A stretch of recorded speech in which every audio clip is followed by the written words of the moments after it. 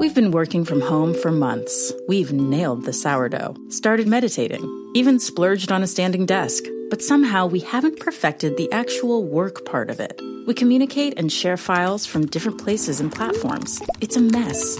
So let's get it together, literally. Clip by RingCentral is a new type of platform with unlimited video meetings and team messaging, all in one place. Clip by RingCentral. Meet smarter. Sign up for free at glip.com.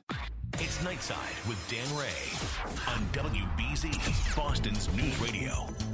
All right, thank you very much, Dawn. Hour number 3 coming up on a Monday night. Weather forecast, pretty good for the week. Getting a little bit warmer towards the end of the week. Thursday, Friday, maybe a little rain on Saturday. I like that. No snow. No snow in the offing. But remember, other Januaries, other winters, 2014, 2015, we were okay until the end of January, and then it hit us like a ton of bricks. Well, let's hope that doesn't happen. Now, keep going with the phone calls here. We are talking about the impeachment push. We are talking about the effort by House Speaker Nancy Pelosi to have Vice President Mike Pence invoke the 25th Amendment.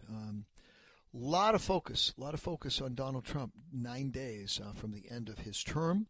We will be talking with Alan Dershowitz later on this hour and get his take on all things legal and political, the intersection of legalities and politics here in America in 2021. 617-254-1030, 888-929-1030. Going to go next up to Ron in Brockton. Hey, Ron, thanks for calling in. Next on Nightside. Go right ahead. Good evening, Dan. How are you? Good, sir.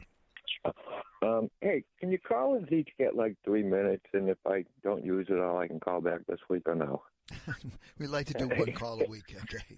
All right. There's a lot of stuff that's very interesting to me. Yep, well, let's go. We're 21 seconds in. Let's hit it. Go ahead, Ron. The first thing, Belichick ain't going to be accepting no Super Bowl trophies for a while either, if you don't want to accept that. Well, we don't know about Super Bowl trophies. Maybe the Patriots will. I'm not a bettor, but I'll say it's going to be a long time. He'll be retired before he gets another one. What the Patriots do. Well, maybe, but he had a pretty good year. He had a pretty good run. Yeah, he had a good run, but it's over like Trump. All right, so what else you want to hit besides Belichick? Obviously, you're not happy that he's not going to the White House to accept the Medal of Freedom.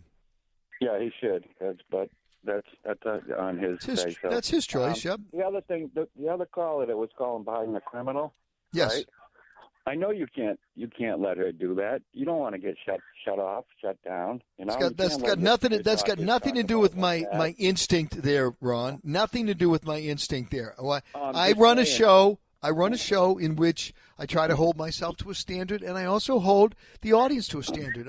I've told everyone they're more than welcome to call, but if they're going to start using terms, if someone calls up and says that Donald Trump is a criminal, I'm going to have the same response. He hasn't been convicted of anything. All right. Can I call him a creep?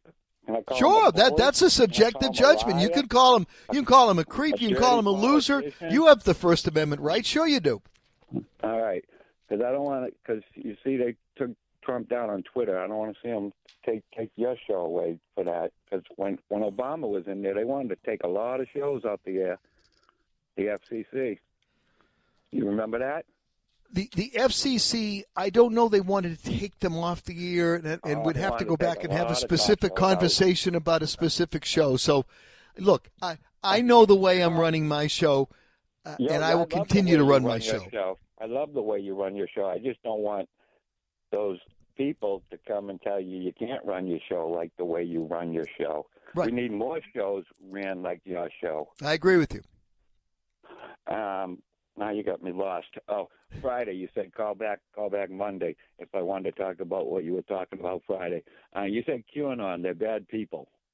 Yeah, I think that they engage in conspiracies which are not founded, and we saw a lot of those folks. The guy who was in the that's why Ashley Babbitt died, because she's a bad person. Didn't say that.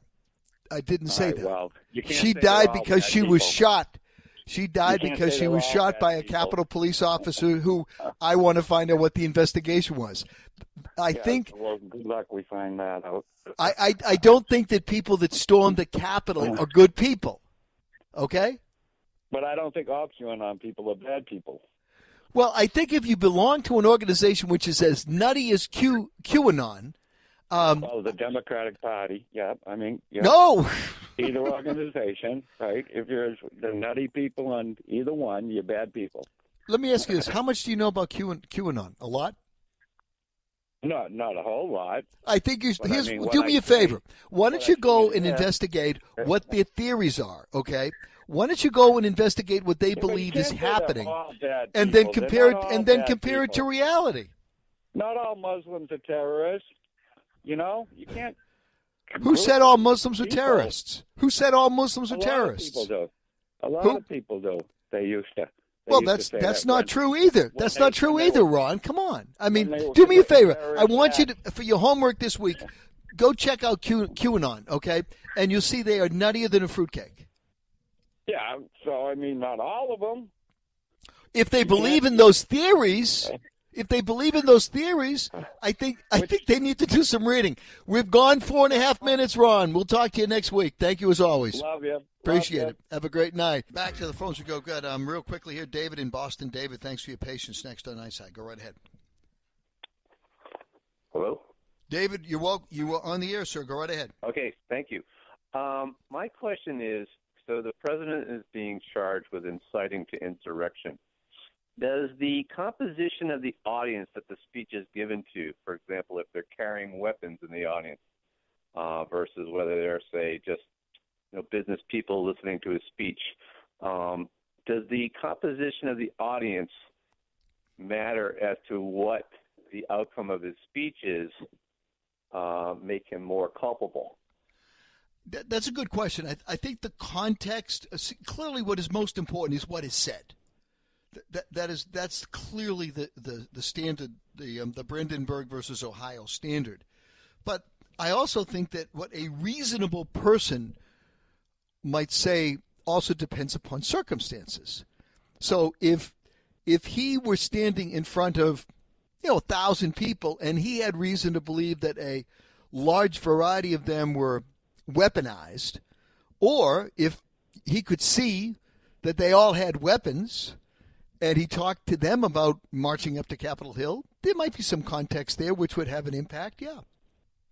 Yeah, that's why I ask it. I mean, if people in the audience were holding zip ties and holding spears and holding poles that they then use to break into the Capitol. Well, pole. If you have a flag on a pole, I don't think that would cause a concern. But if all of a sudden there were 1,000 people who you could see were open carry, I guess that would have a little context. What's your point? I don't think it was a big secret that people in that rally audience were weaponized.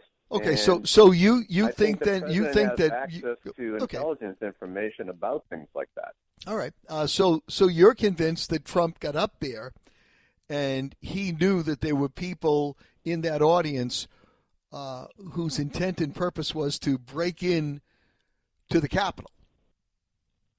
I think there was probably some premeditation about having a violent rally, a violent after rally.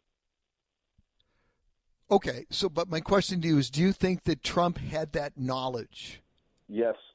And where would he secured that knowledge from? He's the president of the United States. He has daily briefings on threats. And also it was pretty... And so therefore I assume that internet. daily briefing that he was aware of, that there should have been a substantially bigger police presence up to and including perhaps members of the U.S. military to protect the Capitol. Well, this is definitely being talked about now, right? They're going to investigate about whether they had a proportional security. Oh, absolutely. But you're telling me on the one hand that Trump was the only, it sounds to me, I mean, obviously you would like, what do you want to have happen to Trump? What's your goal here in the next 9 days?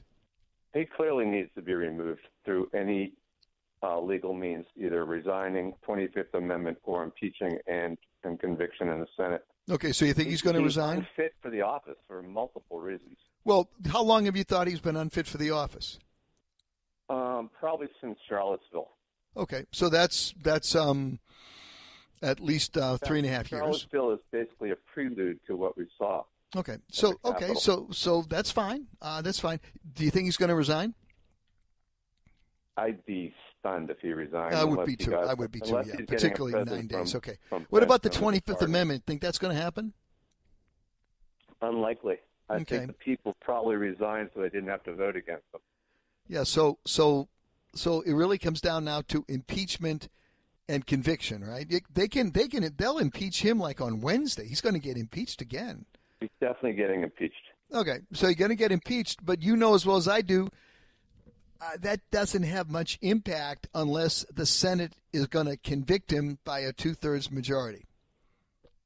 I agree with you. What do you think the likelihood of that is? I don't understand why his party, the Republican Party, is sticking with him. I don't see what gain they get from it. Yep. Well, you just got to listen to what they have to say. You're not a Republican, therefore I assume that you don't understand that they would probably look at him and have looked at him for years a little differently than you have. What if I told you I voted in Republican elections before? Who'd you vote for? That is my private business. But you're telling me you voted for Republicans. I don't necessarily disbelieve you, but have you voted you're for? Making an assumption whether I'm a Republican or not. That's not really relevant. No, I'm making the assumption. You're asking me why. You asked me why. Correct me if I'm wrong. You asked me why the Republicans wouldn't want to get rid of this guy, right? That's essentially what you asked me. And the reason I say it is because I get it. I get why you say it. I totally get why you say it. There's only 10 days left. He's going to go anyway. You know what? That to me is actually a reason to get rid of him, because there's so few days left. He's really not missing out on very much of the administration. I don't think that argument's going to buy much. Like, hey, you've done 99.34% of your presidency. Exactly. All right, David. I appreciate your call very much, and I hope you continue to call this program. Thank you. Have a great night. Where are we going to go next? Going to go to Joe in Medfield. Joe, next on Nightside. Go right ahead. Hi, Dan. How you doing? Good, Joe. What's on your mind tonight? I just want to say, I was brought up in a military family, sort of. My father was in the OSS and part of the Secret Service and also a Green Beret. And I was brought up with certain fundamentals. And this is the saddest day in my life as an American, and what I've seen happen to Congress, because it breaks all the rules as being an American. And what makes America great, in my view, is people come all over from the world, all nationalities become something. And that's why this country's so good. And the other thing, too, is we have a right to vote. We have a right to protest, honorably, no riots. I don't care if you're on the right or you're on the left. If you start ripping apart buildings or hurting people, you're wrong, because that's not how this country's formed. Now, by the way, let me just say that I agree with you totally. Right. Thank you. And I used to work for Raytheon, and I used to do a lot of top secret stuff, I guess.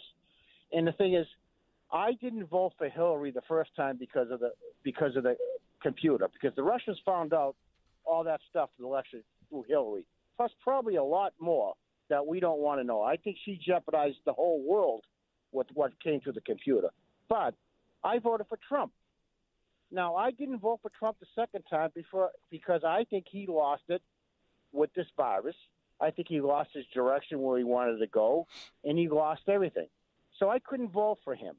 But what I seen him do the other day was totally unprofessional as a president and chief of the United States of America, the most powerful man in the world, to do what he did, to not accept this election. He lost. There's no way in a million years mathematically he could have won.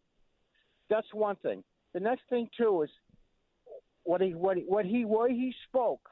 Maybe he had the right, but that was sure pushing that issue. But what bothers me is I believe he knew that they were in the Capitol building and doing what they were doing, and he stood by and did nothing.